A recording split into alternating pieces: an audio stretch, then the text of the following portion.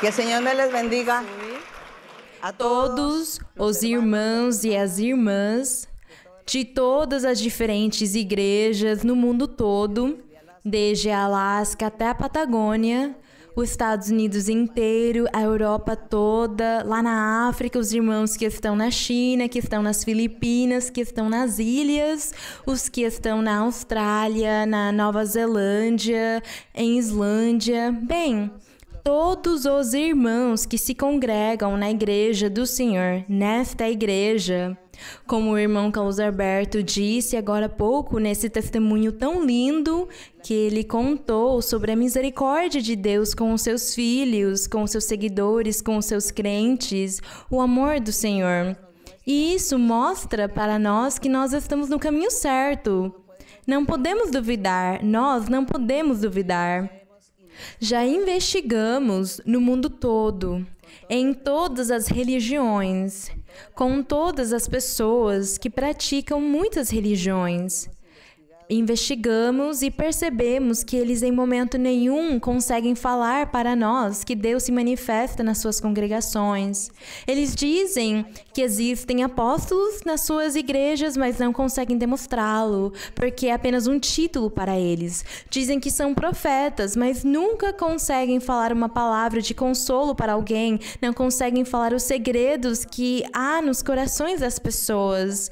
Nunca conseguem mostrar os sinais que Deus nos disse, falando, vem, eu vou profetizar por ti, Deus vai me revelar sobre a tua vida, sobre o que precisas ou não podes fazer. Não, eles apenas têm um título de profeta, mas não conseguem demonstrá-lo, não tem evidência por trás disso. E a questão não é dizer que eu tenho ou que eu sou, mas que realmente as pessoas vejam em nós que ele se manifesta e que ele nos dá aquilo que ele disse na Bíblia que nos daria. Quando ele disse na antiguidade, vocês podem se sentar e lá vocês também podem sentar nos seus lugares.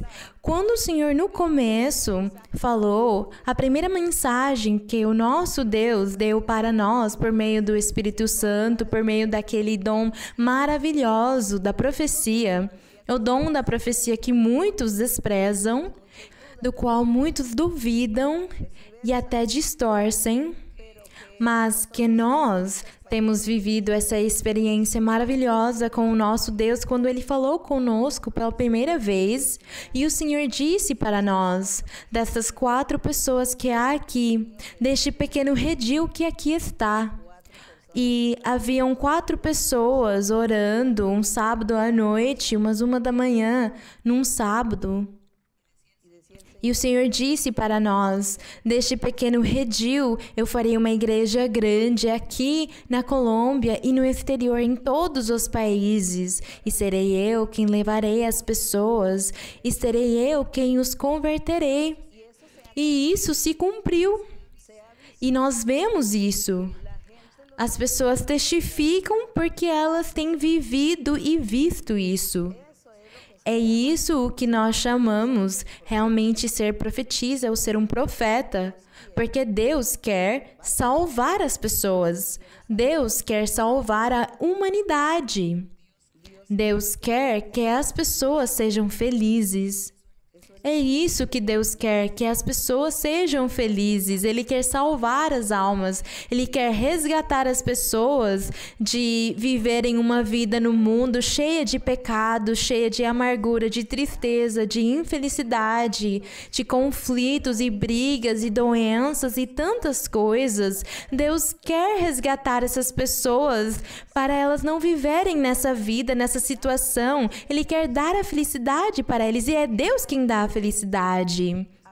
Portanto, aqueles que se chamam de apóstolos, de evangelistas, de profetas, mas eles não fazem esse trabalho de resgatar, de fazer uma pessoa feliz com os dons que Deus tem lhe dado, então do que serve pregar tanto? Dizer tanto que eu sou, que eu sou, que eu tenho, se eu não consigo demonstrá-lo. Temos que mostrar isso, temos que demonstrar o poder de Deus, temos que mostrar os dons que Deus dá para os seus crentes, para os seus seguidores. Temos que demonstrá-lo com muito poder de Deus e com muita evidência por trás disso. É isso que temos de fazer para conseguir dizer que nós somos e que temos tal coisa. Assim conseguiremos demonstrá-lo. É isso que nós estamos pregando, é essa a nossa convicção aqui na Igreja de Deus Ministerial de Jesus Cristo Internacional. E nós não prestamos tanta atenção no título ou no logotipo, mas precisamos desse logotipo para conseguir nos diferenciar. Só que nós todos, os corações dos seguidores de Deus, somos a igreja. As nossas vidas, as nossas formas de viver são as que testificam para o mundo o que e quem nós somos. Isso é o formoso. E nós, vendo a mão de Deus e a forma como Deus tem se manifestado nas nossas vidas durante esses 50 anos ou mais do que 50 anos, é isso que nos dá a credibilidade, a segurança, a certeza, a convicção que nós estamos no caminho certo. Que talvez não somos perfeitos, ainda não chegamos nesse grau de perfeição que Deus quer, mas é para lá que estamos indo, estamos progredindo a cada dia, avançando a cada dia, e a cada dia será melhor. A cada dia até conseguirmos chegar no que o Senhor quer, o que o Senhor deixou escrito aqui na Escritura. E tudo que está escrito nessas Escrituras tem se cumprido na nossa vida. Não tem sido só teorias ou histórias. Elas realmente têm se cumprido na nossa vida. Por isso, eu vivo feliz e orgulhosa em falar do nosso Senhor Jesus Cristo. E hoje vamos abrir a Bíblia no livro que estamos lendo, que é Hebreus. E hoje nos corresponde ler em Hebreus, no capítulo 6. Nós estaremos meditando do verso 1 até o verso 20.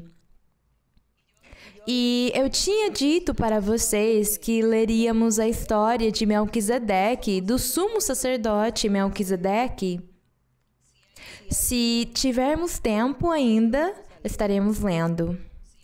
Mas, se ficarmos sem tempo, estaremos nos limitando a ler só o capítulo 6 de Hebreus, porque estaremos meditando no Senhor com todo o nosso coração, com alegria, com regozijo, sem preguiça, sem desânimo. Se algum de vocês sente preguiça, desânimo neste momento, não sente o desejo de ler, é porque tem um espírito mal do seu lado te perturbando. Então você deve falar: Senhor, me liberta deste espírito mal que está me perturbando, e neste momento eu sinto preguiça, eu sinto sono, desânimo, eu não quero ouvir o ensinamento. Porque o inimigo, é isso que ele faz contra nós, para nos desanimar, para roubar o nosso tempo que deveríamos estar dedicando para o nosso Deus. Portanto, aqui em Hebreus 6, o apóstolo fala sobre o nosso Senhor Jesus Cristo, ele fala sobre o Salvador, sobre o Messias, sobre o prometido, que Deus, na antiguidade, pela boca dos profetas, falou muitas vezes aos reis, falou ao povo, que o Senhor tinha preparado para o futuro, que ele enviaria um Salvador, um rei perfeito, que o seu reinado seria perfeito, seria justo, ele estaria praticando a justiça.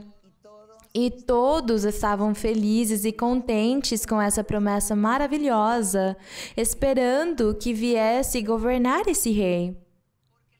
Porque as pessoas somente conseguiam enxergar a promessa de uma forma material, elas nunca conseguiam pensar mais além na vida eterna, na vida espiritual, eles nunca conseguiam pensar como seria formoso viver com Deus, viver uma vida espiritual com Ele. Por isso, eles se alegravam e ficavam tão emocionados, esperando literalmente que esse rei perfeito aparecesse para governá-los. E foi assim como o nosso Deus enviou esse rei perfeito. Ele o enviou para pregar a sua palavra. Ele o enviou para que esse rei cumprisse a lei que Deus deu a Moisés, mas que nenhum ser humano tivera a capacidade de cumprir. Mas esse rei perfeito cumpriria sim essa lei. E assim que ele a cumprisse, ela estaria sendo anulada lá na cruz do Calvário. E isso aconteceu. Mas o Senhor também tinha no seu plano levantar um tabernáculo, levantar a sua igreja, o seu templo espiritual. E já esse templo não seria mais num lugar específico e material como na época antiga. Esse lugar seria agora espiritual. Por isso, eu falo muitas vezes, e os irmãos que já conhecem essa doutrina, eles já estão se tornando mestres também da palavra, mas para as pessoas que são recentes, as pessoas que vieram pela primeira vez, e talvez alguma vez ouviram falar dessa história maravilhosa quando o Senhor Jesus falou com a samaritana, e a samaritana disse ao Senhor, ela disse para ele, onde é que nós temos que louvar e buscar a Deus? Aqui em Jerusalém ou lá em Samaria? Porque tinha essa controvérsia. E o Senhor disse, a samaritana lhe disse, olha, vai chegar o dia, chegará o tempo em que nem aqui em Jerusalém fisicamente, nem lá em Samaria estarão buscando a Deus, porque Deus é Espírito. E como Ele é Espírito, Ele precisa ter adoradores que o adorem em espírito e em verdade. Por isso é que o Senhor também disse para os seus discípulos, Ele disse, vão pelo mundo todo. Devem ir pelo mundo todo pregar este evangelho para que todos creiam, para que todos sejam salvos, para que todos tenham a vida eterna, todos tenham a felicidade e a paz. Preguem para todos, porque todos têm direito disso. Antigamente, só o povo de Israel que tinha o direito, mas agora todas as nações têm o direito de serem felizes e conhecerem a Deus. Bendito é o nome do Senhor. Foi isso que o nosso Pai fez, esse foi o trabalho que esse Rei perfeito que veio fez de pastorear e formar a sua igreja, levantá-la, construí-la. É esse o Rei que nós temos hoje. Hoje nós temos esse Rei que está nos governando.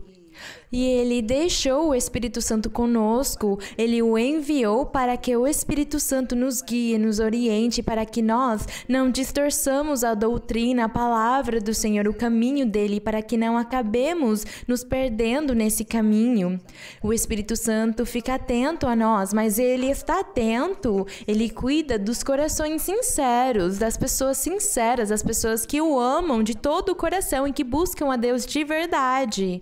Aí o Espírito Santo se torna o guia deles, os orienta e os ensina. Ele ensina os sinceros, mas aqueles que são vangloriosos, arrogantes, orgulhosos, prepotentes, que acham que são mais do que os outros, que humilham os pobres, os humildes, que somente olham para todos por cima do ombro. Essas pessoas, elas falam, nós temos títulos, somos apóstolos, evangelistas, profetas, mas eles não têm nada do Espírito Santo, não têm nada de Deus, porque Deus não está com os corações arrogantes e orgulhosos. Ele está com os corações humildes e simples, é com eles que Deus está. Um dia desses nós vamos revisar novamente as bem-aventuranças para que nunca esqueçamos de quem são as pessoas que ganham o olhar misericordioso do nosso Deus. Bendito seja o Senhor. É por isso que devemos revisar a Bíblia, a palavra, uma e muitas vezes e continuar lendo e relembrando, para que sempre saibamos os ensinamentos e o poder de Deus, a forma como Ele age em nós. E dessa forma nós estaremos progredindo a cada dia e crescendo espiritualmente, da forma como o Senhor quer. Por isso é que devemos valorizar, enaltecer e adorar o nosso Deus e a sua obra maravilhosa que Ele fez vindo na terra, se fazendo como um homem para governar as nossas vidas espirituais. Bendito seja o Senhor. Então aqui, em Hebreus 6, do verso 1, voltando um pouco atrás, onde diz que em um tempo futuro, aqui o apóstolo, ele falou sobre um presente que ele viveu, mas também ele estava falando sobre um futuro, onde as pessoas estariam, por materialismo ou por ambição, eles estariam distorcendo a palavra de Deus e estariam regredindo na verdade. Por isso, eu gostaria de revisar novamente no capítulo 5, no verso 11, onde diz: a respeito disso, temos muito a dizer, coisas difíceis de explicar, porque aqui ele disse que o Senhor Jesus Cristo era o grande sumo sacerdote Melquisedeque. Mas que esse sumo sacerdote Melquisedeque, o Senhor Jesus, ele não veio da linhagem de Arão, mas que ele veio da linhagem de Melquisedeque. E aí surgiu a pergunta: quem é Melquisedeque? E aqui no decorrer da nossa leitura estaremos aprendendo quem é Melquisedeque. Se tivermos tempo, leremos a história, se não, deixaremos para um outro ensinamento, porque gostaria de ler bem a história de Melquisedeque para que fique bem clara. Então diz aqui que o sacerdócio do Senhor Jesus Cristo veio de Melquisedeque, por isso no 11 diz: a respeito disso, temos muito a dizer, coisas difíceis de explicar. Sim, difíceis de explicar, porque as pessoas perguntam quem era Melquisedeque, de onde ele veio, qual era a família dele, ele era ou não era rei, aquele povo existiu, aquela cidade onde ele rei não existiu. Surgem muitas perguntas difíceis de responder, porque a Bíblia não fala, não esclarece. Por isso o apóstolo disse que eram coisas difíceis de explicar. E ele adicionou: visto que vós fizeste tardios para ouvir. Aqui ele encontrou uma congregação que estavam ficando desanimados, queriam deixar a palavra de Deus. Diz que eles estavam se fazendo tardios para ouvir, não queriam mais ouvir a parte espiritual de Deus, estavam se tornando materialistas. E no verso 12 diz: porque depois de tanto tempo, devendo já ser mestres, outra vez tendes necessidade de que vos ensine quais são os primeiros rudimentos das palavras de Deus. Ele tinha que ensinar novamente tudo. E chegaste a ter necessidade de leite e não de alimento sólido. Pois todo aquele que se alimenta de leite é inexperiente. Diz aqui que não entende a palavra de Deus, a palavra da justiça, porque é menino. Mas o alimento sólido é para os que alcançaram maturidade, quer dizer, a doutrina profunda, misteriosa, aquilo que é profundo, que é difícil de se explicar. Diz aqui que é para os que alcançaram maturidade. As crianças, os meninos não entendem. E ele disse que nessa igreja tinha muitas crianças, falando dos adultos. Então ele diz que o alimento sólido é para os que alcançaram maturidade, para os que, em razão do costume, têm os sentidos exercitados no discernimento do bem e do mal. Ele quis dizer aqui que quem tem maturidade na doutrina do Senhor tem a capacidade de discernir entre o bem e o mal, o que é e o que não é. Ele descobre os mistérios, ele tem a explicação exata do que consegue ler na Bíblia, entende aquilo e o pratica, que é o mais importante. E o apóstolo diz no 6:1: por isso, deixando já os primeiros ensinamentos, por isso, quer dizer, em razão de não haver maturidade, porque há muitos inexperientes. A maioria de vocês são crianças que ainda precisam de leite para se alimentar. Vocês ainda não entenderam a doutrina mesmo estando há tantos anos na igreja. Como o irmão Carlos Alberto disse, ele falou a respeito dos mornos que estão há tantos anos na igreja. Eu diria que de 5 anos para frente, uma pessoa que já está assistindo na igreja faz 5 anos já deveria ser uma pessoa madura. Porque em 5 anos você já leu a Bíblia toda e já ouviu muita doutrina.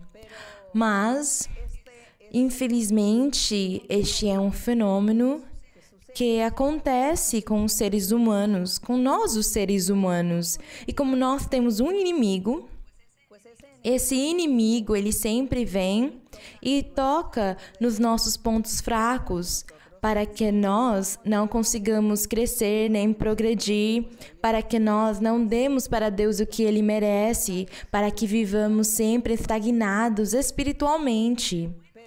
Mas tudo bem, não vamos ficar desanimados, não vamos desmaiar por isso. Nós aqui vamos estar firmes, sendo corajosos, vamos aprender e temos que aprender porque precisamos tirar de nós todas essas coisas e pedir ao Senhor que Ele nos ajude a ser maduros. Ele pode nos ajudar a ser maduros na nossa forma de agir, de pensar e de entender as coisas. Por isso, Ele diz aqui, deixando já os primeiros ensinamentos acerca de Cristo, Cristo, prossigamos em busca da maturidade, sem lançar outra vez o fundamento de arrependimento de obras mortas, da fé em Deus, porque este é um fundamento principal que as pessoas devem aprender quando elas começam nos caminhos do Senhor.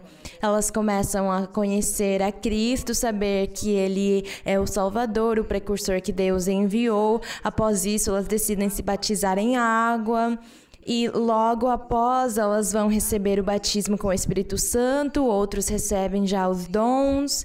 Nós ensinamos também a respeito da existência da ressurreição, que um dia o Senhor virá nas nuvens, levar o seu povo, levar a sua igreja nas nuvens. E também ensinamos a respeito do juízo eterno que tem em Apocalipse, onde diz lá que aqueles que conseguiram seguir em frente e avançar no caminho do Senhor, eles estarão triunfando e indo à vida eterna, e outros também estarão indo ao castigo eterno. E ele disse aqui que esses são os fundamentos principais que toda pessoa que se converter ao Senhor deve aprender. Mas aqui diz que nós precisamos avançar na doutrina.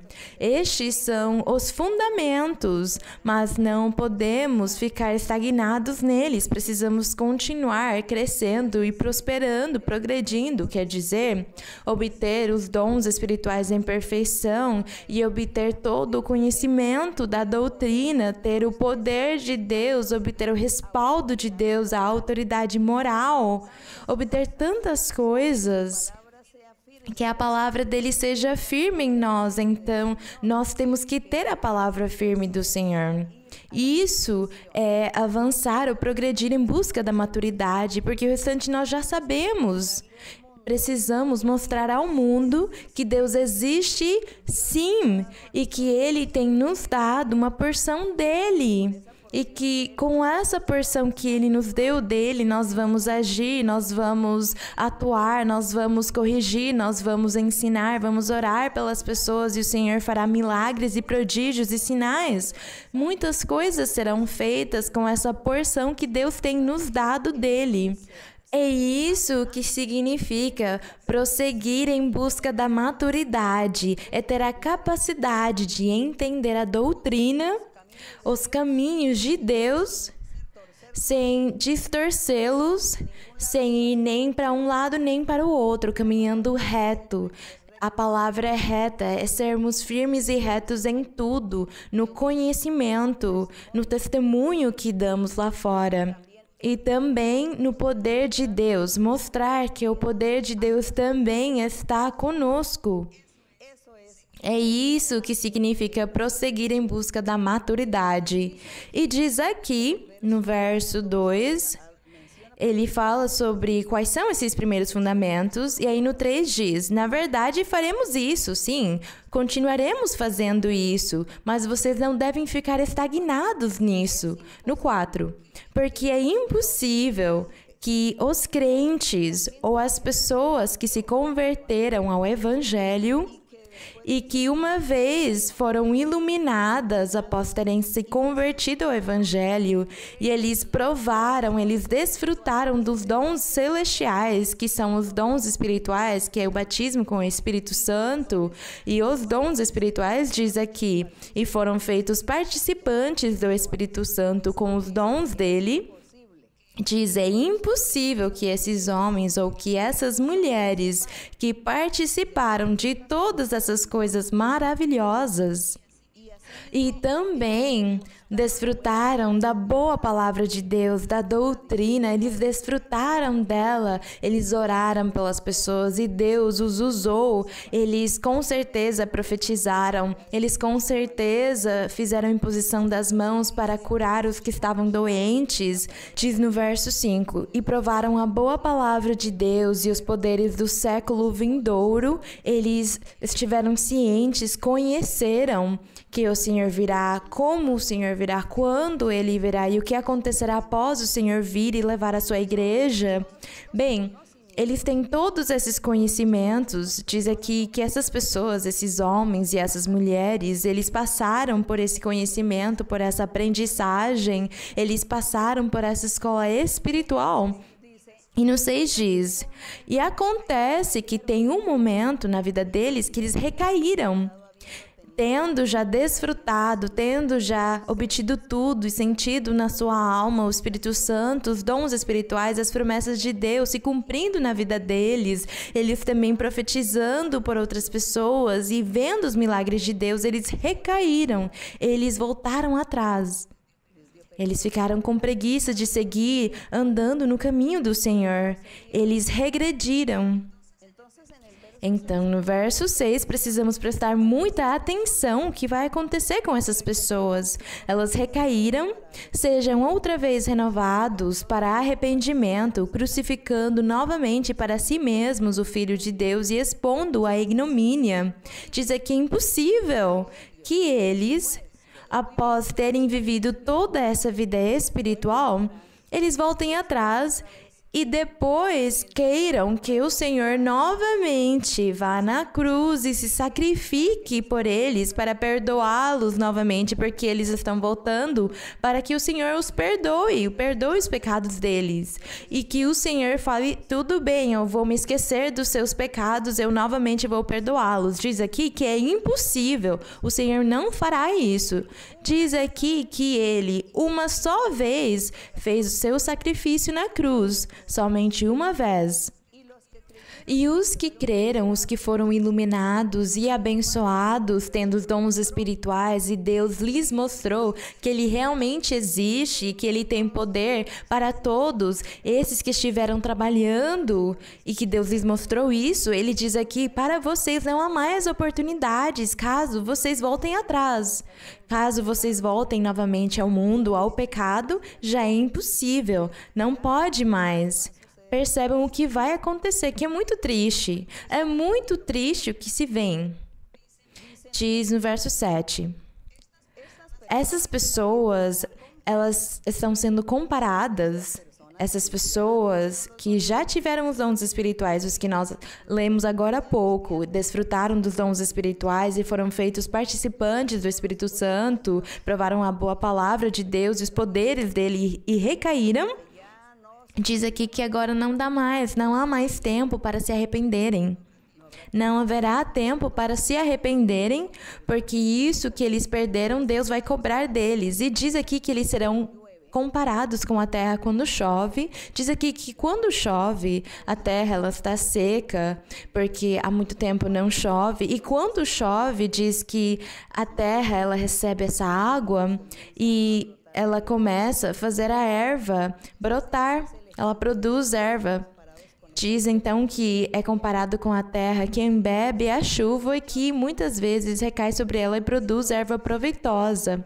Mas então diz aqui também que a terra que produz espinhos, após ter chovido, após ter muita chuva, ao invés de produzir erva proveitosa, ela produz espinhos e abrolhos, que são arbustos que não servem para o alimento dos homens e quase nem para o alimento dos animais, porque eles produzem espinhos, coisas que machucam. Por isso diz que a terra, após ela receber a chuva, se ela produz isso, ele quer nos fazer entender que esse grupo de homens e mulheres que receberam essa chuva espiritual, que são o Espírito Santo e os dons espirituais e toda a manifestação de Deus e tudo que Deus fez por meio deles, usando eles, essa é a chuva. Então diz aqui que a terra seca, ela recebe a chuva, e se ela produz erva proveitosa, é para a bênção. Mas se essa terra produz espinhos e abrolhos, ela está próxima a ser maldita e o seu fim a ser queimada.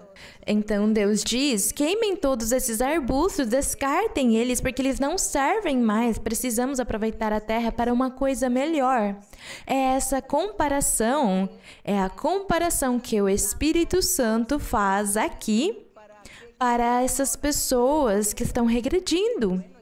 Bem, eu sei que hoje há pessoas pela primeira vez assistindo e há pessoas recentes assistindo. Este ensinamento não é para vocês. O ensinamento de hoje é para as pessoas mornas, para os que estão sendo mornos. E eu digo novamente, para considerar, analisar se alguém é morno ou é firme diante de Deus, é a partir dos 5 anos que eles estão na igreja para frente. Então, para as pessoas recentes, as pessoas que vieram pela primeira vez, eu gostaria de ensinar para vocês o poder de Deus. Gostaria de ensinar também para vocês que Deus, no seu amor e na sua misericórdia, Ele abençoa todos. Mas Deus espera que as pessoas sejam gratas, sejam agradecidas com Ele, o louvem, o busquem de coração e o agradeçam, porque o Senhor dá bênçãos para todos os seres humanos. Mas aqui há uma bênção muito especial para as pessoas recentes que vieram pela primeira vez, e essa bênção é que o Senhor está lhes oferecendo a salvação, a paz, bênção, felicidade. Isso nada no mundo, nem ninguém no mundo consegue lhes dar essa paz, essa felicidade, somente Deus. E aqui nós estamos falando de um grupo de pessoas que foram ingratas, vamos dizer assim, com Deus. E elas regrediram após terem desfrutado de todas as bênçãos de Deus. Eu acho que vocês, pessoas pela primeira vez e recentes, conseguem entender e pensar, mas essas pessoas receberam todos esses benefícios de Deus e agora vão embora? Não, isso não devia ser assim. Com certeza vocês estão pensando isso e se pensaram, vocês estão certos. Então aqui diz que deve ser queimada ou que esses seres humanos devem ser castigados. Eles serão castigados então por serem ingratos, por Deus ter lhes dado tantos benefícios e eles quererem voltar atrás, ir embora. No verso número 9 diz: mas quanto a vós, ó amados, quer dizer, os que buscam ao nosso Deus, os que estão firmes no caminho dele, diz aqui: mas quanto a vós, ó amados, estamos persuadidos de coisas melhores e que comportam salvação, mesmo quando falamos dessa maneira. Porquanto Deus não é injusto para se esquecer de vossa obra e do trabalho de amor que mostrastes para com seu nome, tendo servido aos santos e servindo-lhes ainda. Diz aqui que o Senhor, de maneira alguma, Ele é injusto com os seres, que Ele recompensa muito bem todos os que o servem de coração e são fiéis a Ele, que seguem em frente. E não vamos dizer que o Senhor é injusto, porque Ele, depois de dar tantos benefícios para uma pessoa, essa pessoa vai voltar atrás, vai se esquecer de Deus e vai começar a fazer o que é mal perante o Senhor? Então nós não podemos dizer que Deus é injusto, porque primeiro Ele mostrou o seu amor e a sua justiça para as pessoas, e eles foram quem não quiseram mais e voltaram atrás. Então nós mesmos acabamos gerando o nosso próprio mal, porque o Senhor, Ele nos mostra a verdade para que nós saibamos a verdade, que nós a sintamos, que nós a desfrutemos e que nós consigamos observar as consequências de viver nessa verdade maravilhosa, para que nós pensemos, sim, Deus existe, Ele abençoa, Ele dá a paz, Ele dá a felicidade, sim. Então eu não posso dizer que não, que é mentira. Eu vejo a misericórdia e a justiça do Senhor, mas é de mim, depois disso, eu me tornar rebelde, insensata, cheia de cobiça, cheia de ambição, que eu volte atrás e eu deixe a palavra de Deus, que eu menospreze tudo o que Deus me deu, porque eu estarei menosprezando e eu estou indo embora viver novamente uma vida de pecado no mundo.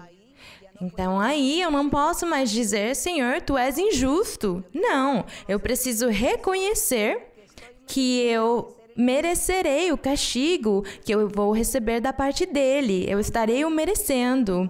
Nós não podemos dizer que nosso Deus é injusto, porque Ele primeiro nos dá o bom, o justo. Ele se mostra a nós. E é de nós tomar o bom ou deixá-lo. Seguir em frente no caminho certo ou menosprezá-lo. É de nós. Então Deus não é injusto jamais. Jamais. E aqui No verso 12, qual o verso que eu estou lendo? Eu preciso ler qual? O 11. Mas desejamos que cada um de vós mostre o mesmo cuidado até o fim. Que cada um de nós, que nós perseveremos até o fim da nossa vida, para ter plena certeza da esperança.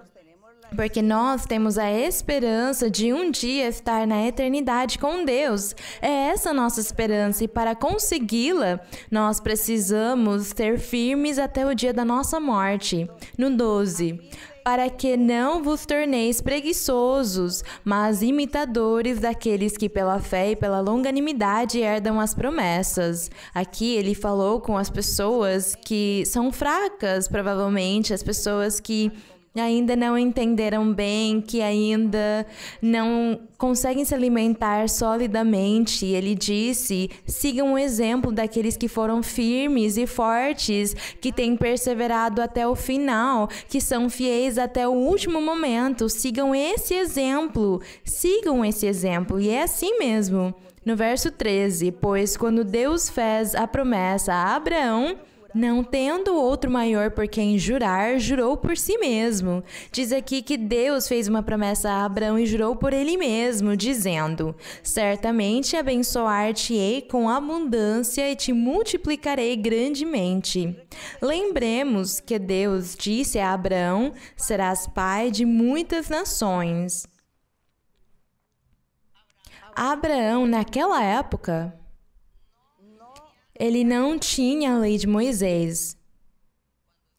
Quando Deus falou com ele e fez essa promessa maravilhosa, ele não tinha a lei de Moisés ainda, ele não sabia as leis nem as regras. Deus somente disse a ele, eu te farei pai de muitas nações e te abençoarei. Abençoar-te-ei com abundância, com muita bênção. E foi assim, Deus o abençoou fisicamente, diz na Bíblia que ele chegou a ser um homem muito rico. Mas a bênção espiritual dele, ele também recebeu. Porque até o dia de hoje, a fé de Abraão, que Deus a contou como uma justiça, ele o tornou um homem justo por ter crido e obedecido, diz na Bíblia que nós, os crentes no Evangelho do Senhor Jesus Cristo, a fé que nós professamos, diz que veio de Abraão. Então, aqui está a bênção espiritual também que Deus deu a Abraão pela sua promessa, que ele fez jurando por ele mesmo, prometendo a Abraão que iria abençoá-lo grandemente. É como se nesse momento o Senhor, ao invés de estar olhando só para Abraão, ele também estivesse vendo o futuro e a igreja do nosso Senhor Jesus Cristo, que seria abençoada para sempre. E que seria uma igreja feita de pessoas de todas as nações, porque Abraão é o pai de muitas nações. E essa igreja, feita com pessoas de muitas nações, seria abençoada para sempre, seria uma igreja perfeita, sem mancha e sem ruga, porque o Espírito Santo é quem se encarrega de nos aperfeiçoar. São essas as bênçãos e o juramento que Deus fez para Abraão e diz que jurou por ele mesmo e o Senhor o cumprirá. Por isso, nós não estaremos duvidando, mesmo vindo ventos de diferentes doutrinas que querem nos dizer que estamos errando, que não estamos certos, que é falso que pregamos, que são só eles quem têm o de Deus. Então, nos mostrem o seu poder de Deus para que nós possamos acreditar. É isso. Nós aqui nos sentimos orgulhosos de termos crido neste Evangelho do Senhor Jesus Cristo, que vem desde a fé de Abraão e da promessa que Deus fez para Abraão. Agradecemos ao nosso Deus, já se passaram milhares de anos e o Senhor está aqui cumprindo a sua palavra, cumprindo o que ele disse a Abraão. Glória ao nosso Deus. E aqui diz no verso 15, diz, e assim, tendo esperado com longanimidade, alcançou a promessa. Sim, Abraão alcançou a promessa, porque os homens certamente juram por alguém maior que eles, e o juramento interposto por confirmação é para eles o fim de toda contenda. Por isso, diz aqui, querendo Deus mostrar mais abundantemente aos herdeiros da promessa, quer dizer, os crentes em Cristo Jesus, a imutabilidade de seu desígnio. Imutabilidade significa que a imutabilidade é o juramento, é uma palavra que não pode ser tirada, nem rejeitada, nem apagada. É uma palavra que é firme e vai se cumprir e fica estabelecida, não pode ser tirada. Não podemos dizer que vamos tirá-la depois. É isso, a imutabilidade do juramento do Senhor. Interpôs o Senhor juramento. Porque quando ele falou com Abraão, ele disse, te abençoarei e serás pai de muitas nações. Ele falou sobre o evangelho que seria pregado a muitas nações. Te engrandecerei e te abençoarei. Essa grandeza, essa bênção que o Senhor lhe daria é para a sua igreja. Essa palavra não pode ser tirada nem apagada. Essa palavra foi firme, é firme e será firme até a eternidade. É isso que significa a imutabilidade de seu desígnio, da sua palavra. E diz que ele interpôs juramento. Porque esse juramento, o Senhor ordenou que quando alguém fizesse um negócio, não é? Ou fosse se comprometer a fazer algum assunto importante, eles deviam jurar, deviam dizer, o que eu estou dizendo é a verdade, eu juro que as coisas são assim e assim.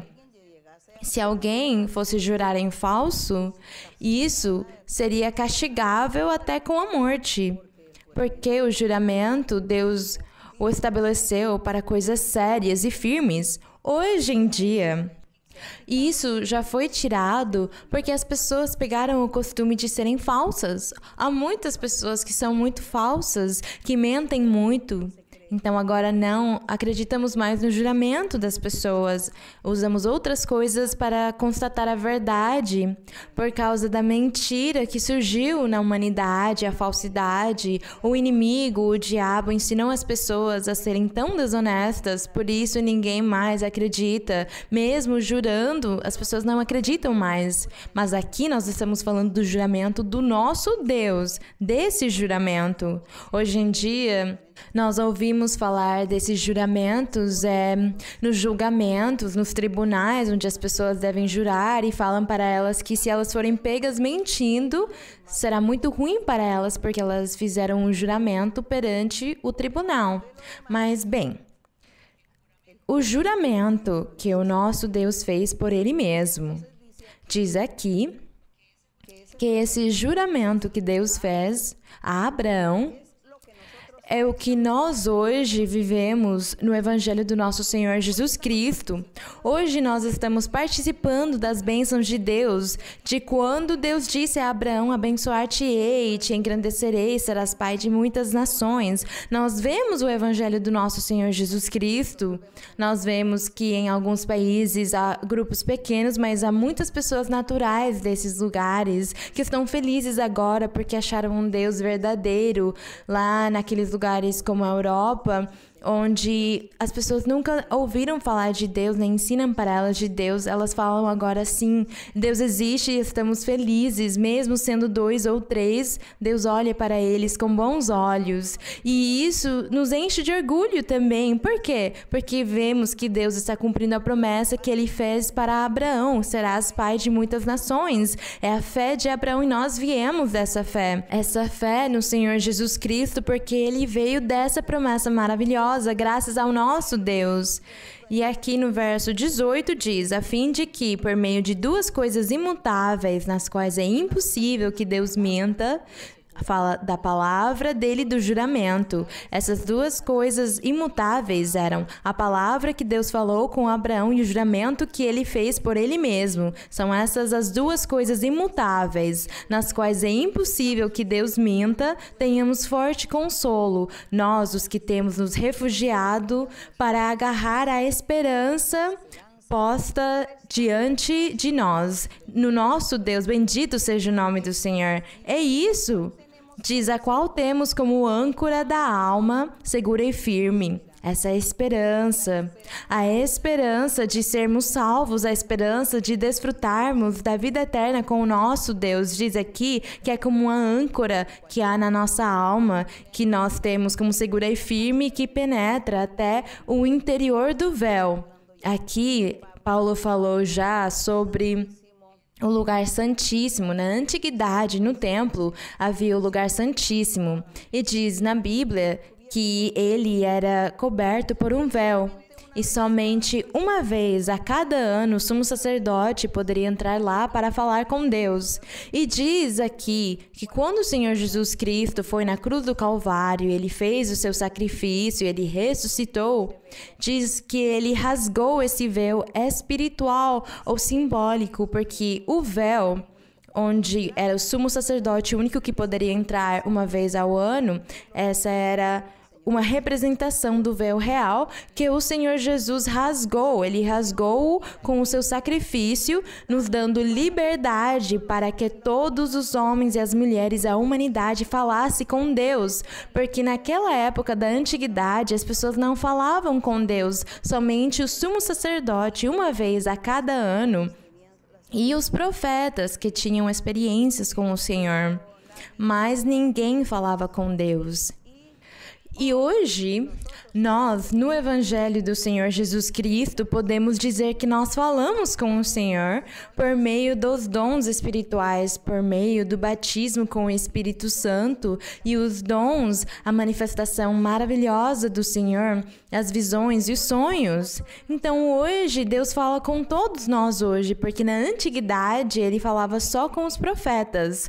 Mas hoje, a qualquer crente, homem, mulher ou criança, Deus fala com eles e se manifesta na vida deles e os consola. Portanto, é esse o véu do que fala no verso 19. Diz que a esperança que nós temos é uma âncora, é a âncora da alma e penetra até o interior do véu. E é isso mesmo, porque o Senhor rasgou esse véu e nos disse: darei-lhes liberdade para que Deus se manifeste a vocês, para que Ele fale com cada um de vocês nos seus corações, nas suas vidas. E o Senhor fala ao nosso coração por meio do verdadeiro dom da profecia. Eu falo o verdadeiro dom da profecia porque o inimigo também começou a usar as pessoas que não se converteram a Deus, que são hipócritas com Deus, que andam fazendo coisas erradas diante de Deus e fingem. O diabo vem os enganar e as pessoas acham que Deus está falando com eles, mas não é Deus, é um espírito de engano. Isso acontece, mas o Espírito Santo fala a verdadeira pessoa, homem ou mulher, que são sinceras com Deus. O Espírito Santo fala no coração deles. Então, por isso diz que foi isso que o Senhor fez, de nos dar essa liberdade. Agora nós podemos orar sim ao nosso Deus em qualquer lugar e pedir a Ele, e Ele se manifestará a nós. Mas antigamente não era assim. Somente os profetas tinham esse privilégio. No verso 20 diz: onde Jesus, como precursor, diz desde 19, e que penetra até o interior do véu, onde Jesus, como precursor, entrou por nós, feito para sempre sumo sacerdote, porque só uma vez ao ano o sumo sacerdote poderia entrar ao lugar santíssimo, mas o Senhor aqui, como sumo sacerdote, segundo a ordem de Melquisedeque, ele entrou também no lugar santíssimo, o fez durante a crucifixão na cruz do Calvário, e diz no 20, onde Jesus, como precursor, entrou por nós, feito para sempre sumo sacerdote, segundo a ordem de Melquisedeque.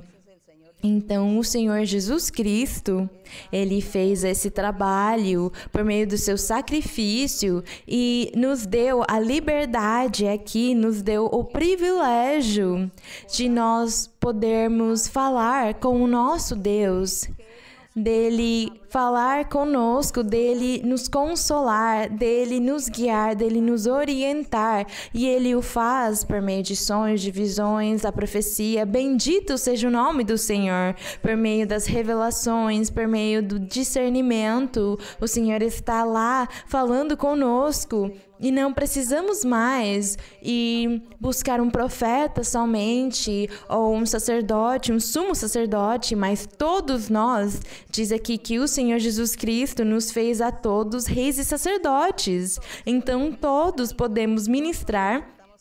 Todos nos apresentamos diante dele e ele nos ouve a todos. Bendito o nome do Senhor. Agradecemos ao Senhor por essa maravilha, esse privilégio, essa bênção tão grande que ele nos deu. Agradecemos ao Deus Todo-Poderoso e que todos vocês valorizem e agradeçam ao nosso Deus, valorizem a palavra dele. Precisamos valorizar isso aqui e valorizá-lo e valorizar tudo que Deus faz nas nossas vidas e a forma como ele se manifesta conosco e viver uma vida reta e santa. Precisamos fazer isso para que tudo seja perfeito e o Senhor estará nos ajudando. Precisamos orar a ele e pedir que ele nos ajude a viver uma vida reta e conseguir desfrutar dele, de todas as maravilhas que ele tem para os que o seguem, para os fiéis. Então, as pessoas que vieram pela primeira vez e os que estão recentes, eu convido vocês também a entrarem, a desfrutar dessas maravilhas. Comecem a desfrutar do que é sentir a Deus na sua alma, no seu coração. E todos vocês sejam bem-vindos no dia de hoje, recebam a bênção do Senhor. Vamos orar ao nosso Pai Celestial. Bendito Deus Todo-Poderoso, Pai do nosso Senhor Jesus Cristo, bendito Deus, Tu que fizeste essa promessa maravilhosa a Abraão. Te agradecemos, Senhor, porque nós só até agora estamos entendendo e compreendendo tantos dos teus mistérios escondidos, mas te agradecemos, Senhor, porque tu o faz pela tua misericórdia que tens conosco, pelo teu amor, pela tua piedade, pela tua justiça. Porque tu és justo, porque simpatizas com o aflito, porque sentes a dor de todos os fracos, de todos os que desejam fazer a tua vontade, mas não o conseguem fazer. Tu estás, Senhor, pronto com a tua mão poderosa para animar a todos, para dar alegria e fortaleza, para que todos estemos cheios de fortaleza e possamos seguir em frente neste plano maravilhoso de salvação. Te agradecemos, meu Deus, meu Rei, te agradecemos, Pai Santo, te agradecemos, Senhor, pela tua misericórdia. E agora, Pai Santo, no nome glorioso de Jesus Cristo, teu Filho amado, eu te peço que estendas a tua mão misericordiosa, a tua mão poderosa, a tua mão que cura sobre todas as pessoas que estão doentes. Há muitas pessoas com diversas doenças, Senhor, de todas as idades. Estende a tua mão poderosa, Senhor, e cura-os, liberta e limpa-os. Também repreende espíritos imundos, tira bruxaria, simpatias, feitiços, tira toda maldição, destrói a obra do maligno, dá regozijo e alegria para todos, cura e limpeza para todos, meu Pai, no nome glorioso de Cristo Jesus, a honra e a glória sejam para ti, meu Senhor. Obrigada, Pai, no nome de Jesus Cristo, teu Filho amado. Amém. Satúrame, Señor, con tu espíritu. Satúrame, Señor, con tu espíritu. Y dame el fuego de tu amor aquí en mi corazón, Señor. Y déjame sentir el fuego de tu amor aquí en mi corazón, Señor. Satúrame, Señor, con tu espíritu. Satúrame, Señor, con tu espíritu. Y déjame sentir el fuego de tu amor aquí en mi corazón, Señor. Y déjame sentir el fuego de tu amor aquí en mi corazón, Señor. Glória a nosso Deus. Deus, agradecemos ao Senhor. Muito obrigada, irmãos e irmãs. Muito obrigada a todas as pessoas. Que Deus abençoe vocês. Um abraço para todos vocês, para as crianças. Muitos beijos e até mais. Obrigada.